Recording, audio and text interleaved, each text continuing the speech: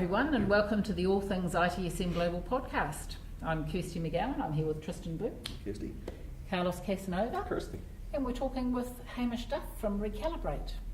Thank you. welcome, Harris. So I got a question. So, we've talked a lot about culture. I know you had a presentation around change and culture and whatnot. You used to be in what I call higher ed, but I guess you call it tertiary. Is that right? That's right. So what do you see in the different cultures in those different sectors, and do you see any difference, in how people act and the processes that they work with and how they react to change? Absolutely. And I don't think it's particular to tertiary education. I think public sector and a lot of organisations are very, very slow to change. And I think that they usually work far more by management, by committee, so involving a lot of people in the decision to make the change, but also then making sure that everybody's happy as you go along.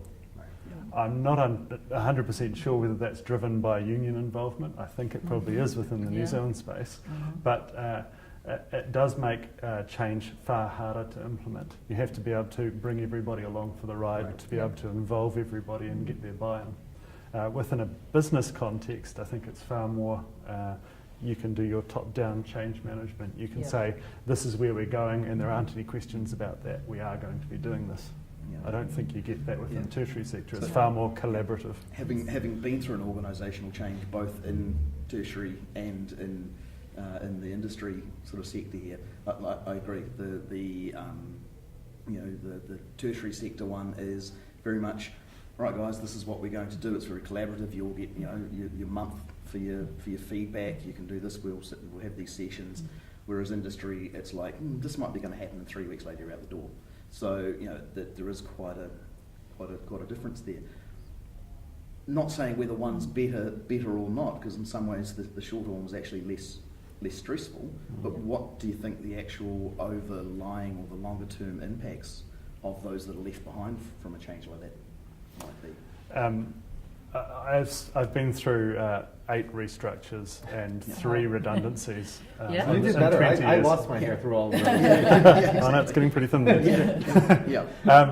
And I think once you've been through that many restructures, you just get very cynical about it. And I think you you build that cynicism and that resistance to change. So anything that you're trying to implement, even if it's great and it's going to have wonderful benefits to people, is still resistant. Well, I guess we've actually got some shared history here as well, because Hamish was actually a manager of mine years ago. Tristan so is he to works blame for for me. everything? I was employed by the university. Another old joke. But anyway, we actually went through. So I was employed on the back of one restructure, and then within a year, wasn't it? There was another small one immediately. Within a year, there was another, basically somebody else, another consulting firm would come in, another full restructure. Within public sector, that's quite often, instead of having the hard conversations and managing staff really tightly, they just go, look, it's just easier just to change and just to say those roles aren't required anymore. And also what they do is they make a change. It was like sort of an incremental change. They probably realised then they hadn't gone hard enough and do it again. But I think, back to your point earlier, what that does is the level of cynicism and just pure jadedness that actually brings up in an organisation, because we saw it in the university when that happened. Well, a lot of those sorts of organisations, change management is really given lip service, and proposal for change will come out, and it's really only come out to be able to get where the red flag, to understand where the red flags are. They're not actually asking for feedback or engagement from staff. They've got a predefined outcome that they're looking for. Yeah, they already know what they're doing. Exactly. It's just rubber stamping it. Exactly. We've told you about it, so that's all we have to do. So to turn that around, given that your presentation today was sort of around that sort of pragmatic change management, what are some steps that people can actually, what can we actually do to at least start approaching? I think the most powerful thing is getting people involved and really engaging with them, really communicating with them.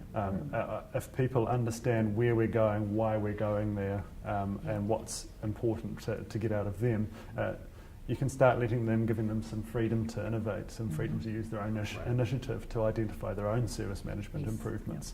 That builds what we call incremental change. You mentioned incremental Yep. before. There's a great case study, the British professional road cycling team Sky, I think they're called. Mhm. Yep. That in 2010 they had a new performance manager who was tasked with trying to win the Tour de France. They'd Right. never won a Tour de France before. Right.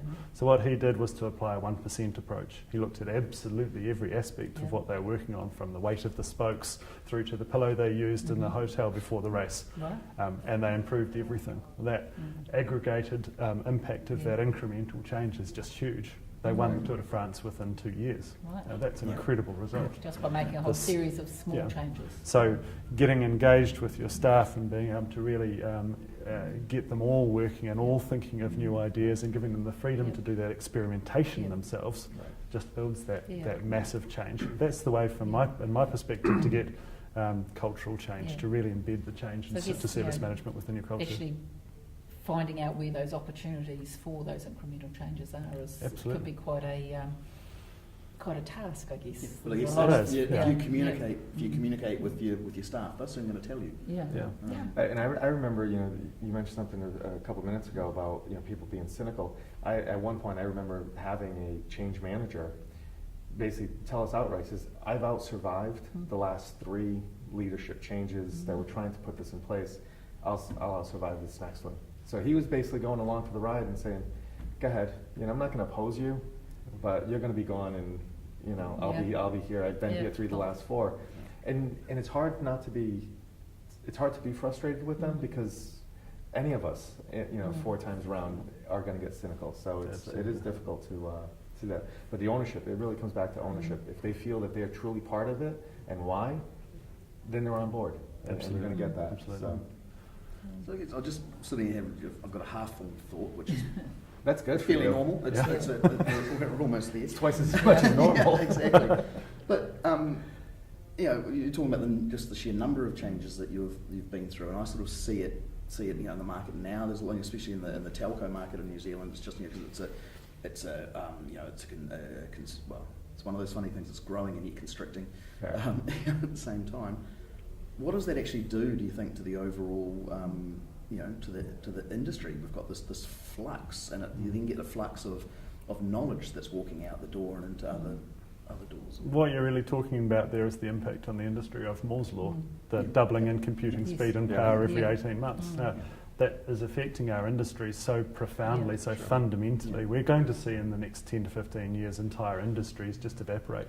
Yeah. Mm. Telcos is probably one of Yes. those that are going to be most affected. Yeah. So they'll be struggling with the rate of change and the rate of change in the competition. Right. Now, you're then trying to load policy and procedure and how we do things here at the telco, and you're constraining their ability to be agile, their ability to change to the market. I think that's a really dangerous thing to do. Yes. Yeah, well, it's interesting. I think that in the United States, especially the cable TV providers, they're really challenged when you have, a Google with the YouTube, and they're creating their own content.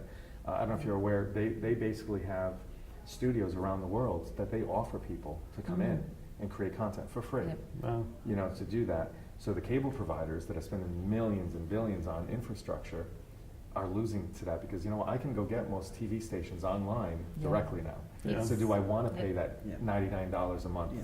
for the service? Yeah. When They might lose that perspective though. My daughters are 14 and 15 and Yeah. they don't watch any TV at all. They No. watch No. YouTube. They watch Yeah. content that people just like Yeah. them Exactly. create. Yeah. It's a completely Somebody's different providing paradigm. the infrastructure Yeah. that Yeah. runs on. I think this Yeah. is the dangerous thing again for the, Yeah. for the telcos. They're having to invest in the networks, and a network is king. Yep. They're putting all that money in, but it is a commodity. Right. And how does that get funded in the future when they don't get to charge you, even at the moment, or was it $20 a month for Yeah. a basic plan? Yeah, Well, absolutely. and some of the laws are changing. I know in the U.S. they've been fighting some of those that they call net neutrality, Yeah. so that I have faster speed Mm. because I'm delivering video or whatnot. So there's a lot it's going. You're right. The next 10 years it's going to be interesting to see telcos, video providers, cable type companies, Yeah. how that they have to transform, or else they will Yeah. go away. Surely we're going to see in a point there though that the constraints on computing power and on network speed are just going to evaporate. Yeah. Those constraints aren't going to be there. I think No. we're moving into, because of that exponential change, a period that's of real abundance for the world, where these things are easy and accessible and Yes. next to Right. free for everybody. Yeah. Yeah. Well, I mean, even now, I mean, I know, like in my case, I mean, I can travel around and Yep. I've got my phone, I've got all my email, I don't have to Yep. do anything because my provider actually says, you know what, if you get on Wi-Fi, Yep. you're fine for calling, everything Mhm. else, you can do it, you know, Yep. freely Right. without any changes. I didn't have to get a Right. SIM card. 5 years ago, Mm. I couldn't do that. Now I can pretty much travel anywhere in the world without Yeah. doing anything. Yeah. Oh, that's right. Fantastic. I mean, Carlos and I have done a couple of stints in Vegas in the last months, recording the same things that we've been doing here. Right. We've Bringing had a back couple of chocolate and couple of- popcorn. yeah. What for goes some on in people. Vegas stays in Yeah, Vegas. yeah. But I mean, Well, it goes on travel YouTube, there actually. yeah, I travel there with my New Zealand cell phone. It's No issues. no, it's Right. seamless. I can Right. just Yeah, that's carry how it on should be. working Yeah. exactly the same way as I work at home. Great. Costs me a tiny bit more, but actually not a lot more. So things have changed. How do you think that affects people's perceptions of internal IT when they can do that sort of Yeah. thing Yeah, in the that's commercial right. market? If it's so easy for me to get those services outside, why can't I get them Yeah. from my company? Yeah, it's a huge challenge to anybody Yes. internally trying to provide service. Now the Yeah. security becomes a non-issue, right? Yeah. Oh, yeah. yeah. Have you got anything to hide? I haven't got anything to hide. No. Well, you know, it's kind of funny. You know, I tried logging in, and I use a password protection service, Yeah. so they encrypt everything. And when I tried logging in from here, it stopped me, and I was having all sorts of problems because it did its job. It recognized I wasn't in the places that I had authorized, and it blocked that. Right. But you know, that flow is really Yeah. just Yeah. Yeah, you know, really really important. Yeah. Well, it's been great talking to you this afternoon, Hamish. Thanks, I think Kirsty. it's been a very interesting conversation. Cheers. Thank you. Great talking to very you. much for your Thanks, time. thanks. Yeah.